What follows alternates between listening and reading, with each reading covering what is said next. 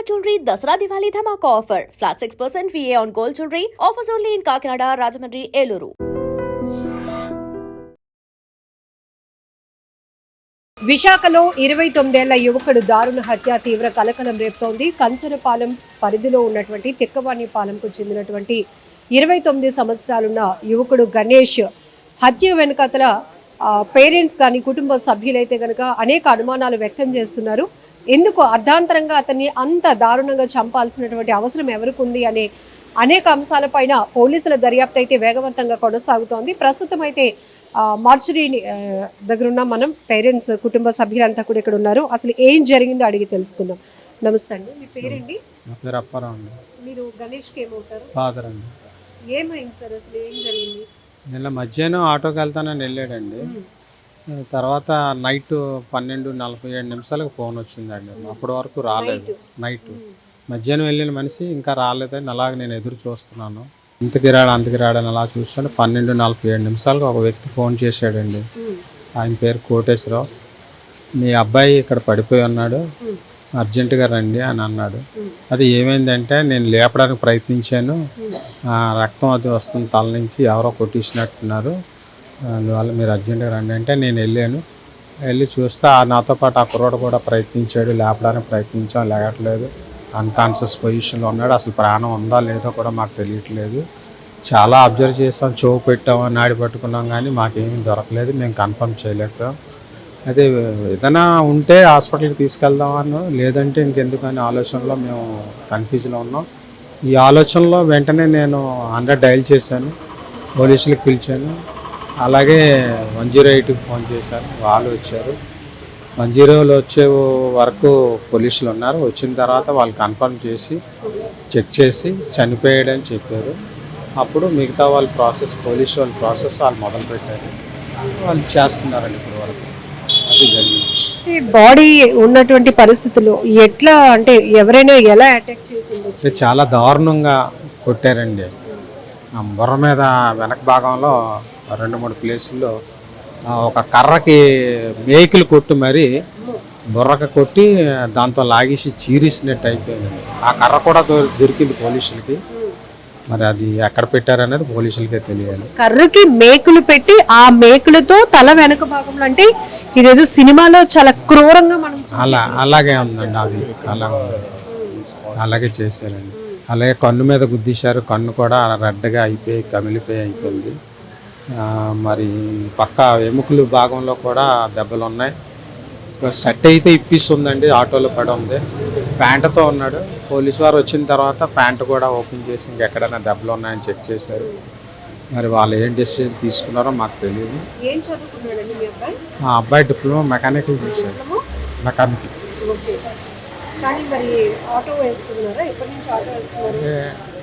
Just relax.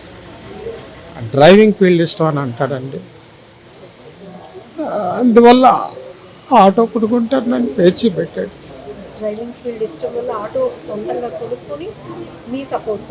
Love marriage చేసుకున్నాడు. జీవనోపాధి ఏదో ఉండాలని ఆటో కొనుక్కుంటాడు, నడుపుకుంటున్నాడు. మధ్యలో ఇక రకమైన గొడవలు అవుతూనే ఉన్నాయి. ఏం జరిగింది అనేది తెలియకుండా పరిస్థితిలో ఉందండి. 2 పిల్లలు, పెద్ద బాబు, వీడు చిన్న బాబు. మ్యారేజ్ అయ్యి ఎన్నాళ్ళు అవుతుందండి మీ అబ్బాయికి? 2018లో అయినట్టు. ఒక బాబు అండి, 6 years ప్లస్ అండి. గొడవలు జరుగుతూ ఉన్నాయి అంటున్నారు. ఎవరి మధ్య? అంటే ఎందుకు అసలు ఇంత దారుణంగా చంపాల్సినటువంటి అవసరం? అది అంటే అంత దారుణంగా చంపవలసినంత కారణం అయితే మాకు కూడా ఏమీ కనబట్టలేదండి. ఎందుకు అంత దారుణంగా చేశారనేది అర్థం కావట్లేదు. గతంలో చిన్న గొడవ అయిందండి, కొట్టుకున్నారు డిసెంబర్లో, కిందట సంవత్సరం డిసెంబర్లో గొడవ అయింది. ఆ వ్యక్తులకి ఈ వ్యక్తులకి రిలేషన్స్ ఉన్నాయండి. ఇప్పుడు ఉన్న రౌడీ షీటర్స్కి, వాళ్ళకి వీళ్ళకి. ఎందుకండి గొడవలు? దీనికి అసలు ఎందుకు అవుతున్నాయో తెలియదండి. వాళ్ళేదో అక్కడ తాగుతూ ఉంటారు ఆ ఖాళీ ప్లేస్లో, వీళ్ళు ఎక్కడో తాగుతుంటారు. వాళ్ళు ఎందుకు కలుస్తారో ఎప్పుడు కలుస్తారో కూడా తెలియదు. మా అబ్బాయి అదే టైంలో ఆటో పెట్టడానికి వస్తుంటాడండి అక్కడికి, ఆ పార్కింగ్ చేయడానికి వస్తుంటాడు. ఇప్పుడు మొదట నిన్న రాత్రి మీకు ఒక ఫోన్ కాల్ వచ్చిందన్నారు, కోటేశ్వరం అనే వ్యక్తి. ఆ ఫోన్ కాల్ చేసిన పర్సన్ ఎవరండి, మీకు ఏమైనా ఐడియా ఉందా? మా ఇంటి ఎదురు ఇల్లేనండి. గతంలో అతనితోనే గొడవ అయిందండి. అతను వాళ్ళ తమ్ముడు ఇంకొక వ్యక్తి శ్యామ్ అనే వ్యక్తి, ఈ ముగ్గురు మీద మనం కేసు పెట్టి కూడా ఉన్నామండి. ఆ కేసు నడుస్తుంది ప్రజెంట్, ఇంకా కోర్టుకి వెళ్ళలేదు. వాళ్ళు నిన్నగా ఒక 10 రోజుల క్రితం నాకు ఫోన్ చేశారండి స్టేషన్ నుంచి. మీరు పలానా రోజు కేసు పెట్టారు కదా, అది దెబ్బలు తగిలాయి కదా, మీ అబ్బాయి కన్ను డ్యామేజ్ అయింది, అది దేంతో కుట్టారో మీరు ఏమైనా చెప్పగలరా అని అన్నారు. అది మాకు ఐడియా లేదండి. మేము ఊహించుకున్నది ఏంటంటే వాళ్ళ చేతులకు కడాలు అవి ఉన్నాయండి, ఎనప కడాలు, అవి తీసి గుద్దీసి ఉంటారని మేము అనుకుంటున్నాం అండి అని చెప్పాము. ఇప్పుడు నిన్న ఈ వ్యక్తి కోటేశ్వరం అన్న వ్యక్తి ఫోను మీ అబ్బాయి ఫోన్ నుంచి చేశాడా, అతని ఫోన్ నెంబర్? అతని ఫోన్ నుంచే చేశాడండి, మా అబ్బాయి ఫోన్ నుంచి కాదు, అతని ఫోన్ నుంచే చేశాడు. అతను మేము చూడగానే సిచ్యువేషన్ అయితే అతను హెల్ప్ చేసినట్టే కనబడుతుంది. గతంలో గొడవ ఆడినా సరే మాకైతే చూడడానికి హెల్ప్ చేసినట్టే ఉన్నాడు ఆ కుర్రాడు. మరి ఏదో క్రెడ్జ్ పెట్టుకొని ఏదో చేశారులే అనే ఆలోచన అయితే మాకు అనిపించలేదు. మీకు ఎలాంటి అనుమానాలు ఉన్నాయి? ఏ రకమైనటువంటి కేసు పోలీసులు ఫైల్ చేశారు? అంటే ఎందుకు జరిగింది, ఎలా జరిగింది అనేది పట్టుకోవాల్సిన బాధ్యత వాళ్ళదండి. ఇది విశాఖపట్నంలో ఇది ఒకటే కాదు, చాలా జరుగుతున్నాయి. ఇలాంటి అరాచకాలు జరగకుండా సరైన కఠిన శిక్ష ఇలాంటి రౌడీ షీటర్లు అందరికీ వేసి శిక్షించి మాకు సరైన న్యాయం చేపెడతారని కోరుకుంటున్నాను. ఒక తండ్రిగా చెప్పండి, కొడుకుని డిప్లొమా వరకు చదివించారు, ప్రేమ పెళ్లి చేసుకున్నాడు, వాళ్ళకి ఒక బాబు, లైఫ్ సెటిల్ అవ్వడానికి తనకి ఇష్టమైన డ్రైవింగ్ ఫీల్డ్ కోసం ఆటో కూడా కొనుక్కుని జీవితాన్ని అలా లైఫ్ ను కంటిన్యూ చేస్తున్నాడు, కొనసాగిస్తున్నాడు అన్న తరుణంలో అత్యంత దారుణంగా ఇప్పటికి ఎవరో తెలియలేనటువంటి గుర్తు తెలియని వ్యక్తుల చేతిలో అంత దారుణంగా హత్యకు గురవటం అంటే ఎలాంటి న్యాయం? గుర్తు తెలియని వ్యక్తులని అయితే లేదండి, చూచాయిగా ఇప్పుడు ఎవరైతే అరెస్ట్ అయ్యారో వాళ్ళ మీదే మాకు అనుమానం. నలుగురిని తీసుకున్నారండి. వాళ్ళ మదరే వచ్చి చెప్పిందండి మాకు. రాజు అనే కుర్రాడు తాలూకా మదరే మేము 9-10 గంటల టైంలో మీ అబ్బాయి కొట్టాడని తెలిస్తే నేను వచ్చి అడిగాను. మీ అబ్బాయి నన్ను కూడా తిట్టాడు, అప్పుడు మా అబ్బాయిని లాక్కొని వెళ్ళిపోయాను నేను అని చెప్పడం జరిగింది. అంటే గొడవకి కారణం ఆవిడ చెప్పింది గొడవ అవుతుంది అని.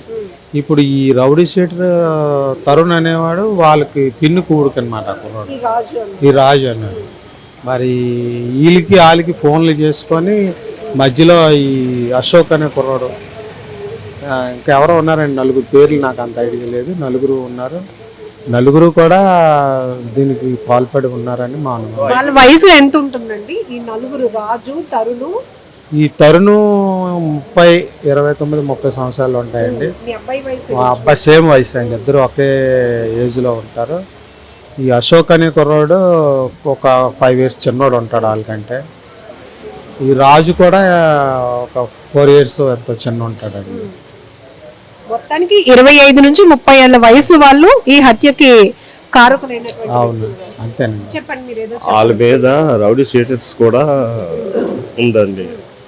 వాళ్ళు పాత కక్షలతో చేసినట్టు మాకు ఆ డౌట్ క్లియర్గా మాకు అనిపిస్తుందండి. అది మరి ఎలా జరిగిందనేది మాకు తెలియదు. ఏం చెప్తాం, మా పాప చిన్న వయసు, చిన్న మనస్పర్ధల వల్ల మా ఇంట్లో ఉంటుంది. బాబు 6వ సంవత్సరం బాబు మనవడు ఉన్నాడు నాకు. తల్లి పిల్లలకి నేను మరి న్యాయం చెయ్యండి.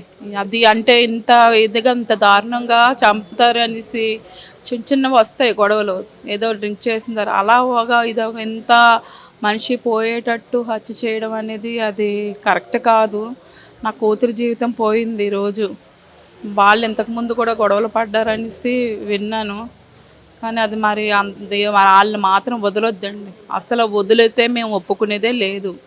ఈరోజు ఆ పిల్లడి జీవితం పోయింది. ఒక పిల్లడు తండ్రి లేని పిల్లడు అయిపోయాడు, భర్త లేని భార్య అయిపోయింది. నా కూతురు అన్యాయం అయిపోయింది. కొంచెం ఏ విధంగా న్యాయం చేస్తారో కొంచెం చెయ్యండి.